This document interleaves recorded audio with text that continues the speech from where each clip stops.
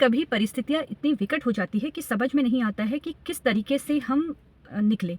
आज एक ऐसा ही मामला आया जहाँ पर एक पति के द्वारा मुझसे कहा गया कि मेरी पत्नी का किसी और व्यक्ति के साथ अवैध संबंध है।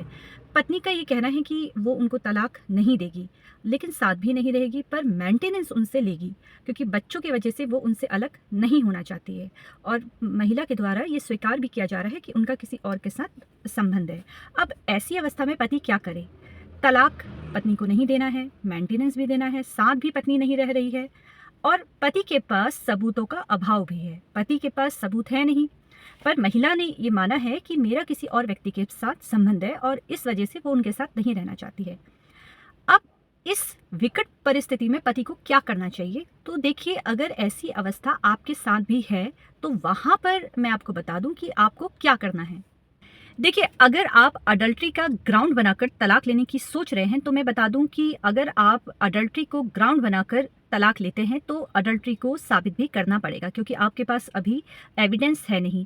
अब अगर आपके पास एविडेंस नहीं है तो आप अपनी बातों को सिद्ध भी नहीं कर पाएंगे, और उल्टा पत्नी के द्वारा आपके ऊपर काफ़ी आरोप भी लगा दिए जाएंगे। तो अब ऐसी अवस्था में सबसे आसान तरीका ये है कि आप या तो उन्हें किसी तरीके से समझाने की कोशिश कीजिए और आप आपसी सहमति से तलाक ले लीजिए। दूसरा रास्ता आपके पास है कि किसी तरीके से 3-4 साल गुजरने दीजिए। अगर पत्नी के द्वारा इस बीच आपसे पैसों की मांग की जाती है तो किसी तरीके से समझाने की कोशिश कीजिए, और उनको मेंटेनेंस तो आपको देना ही पड़ेगा। आप उनको मेंटेनेंस दीजिए, और अगर 3-4 साल गुजर जाते हैं तो उसके बाद आप परित्याग के आधार पर इसको ग्राउंड बनाकर अपनी पत्नी से तलाक की मांग कर सकते हैं। अगर आप अडल्ट्री का ग्राउंड बनाकर अभी उनसे तलाक लेंगे तो आप अपनी बात को साबित भी वहाँ पर नहीं कर पाएंगे, क्योंकि आपके पास एविडेंस है नहीं। तो इससे अच्छा यही रहेगा कि आप 3-4 साल उनसे अलग होइए और परित्याग के आधार पर उन्हें तलाक दे सकते हैं। अगर अभी आप उनके ऊपर केस करते हैं तो मैं आपको बता दूं कि इस समय आपका समय और पैसे दोनों बर्बाद होंगे।